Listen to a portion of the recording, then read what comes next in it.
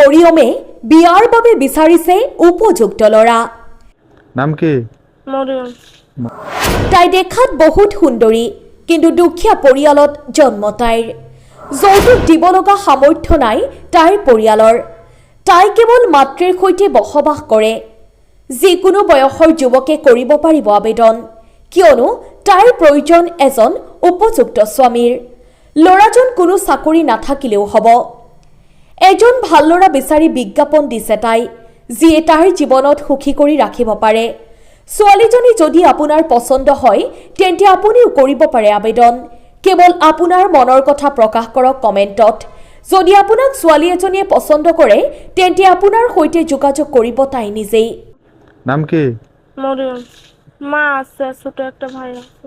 মাকে নিয়ে নবীনগরে ভাড়া থাকে। ভাড়া থাকেন? গ্রামের বাড়ি কোন জায়গায়? গ্রামের বাড়ি মমিনসিং। পড়াশোনা করছেন?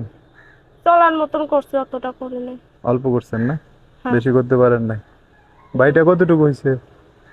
7 বছর। 7 বছর হয়েছে। আপনি বিয়ে শাদী করেন নাই? বিয়ে শাদী করে নাই, যৌতুকের লিগা বিয়ে শাদী করে না কেউ। এত সুন্দর মানুষ আপনি, তারপরে যৌতুক চায়? কি করবো, এই দুনিয়াটাই তো পড়ছে এরকম। তাহলে এখন কি উদ্দেশ্য নিয়ে আসছেন ভিডিওতে? উদ্দেশ্য নিয়ে আইছি ভালো একটা মনের মানুষ পাওয়ার লেগা, যে সুখে দুঃখের সাথেই হইব। সুখে দুঃখের শাদী হলে কি করবেন তারে নিয়ে? খালি হাত ধরে ঘুরবেন না বিয়ে শাদী করে সংসার করবেন? বিয়ে শাদী করে সংসার করবো, সংসার করার ইচ্ছা আছে? ইচ্ছা আছে। ভালো।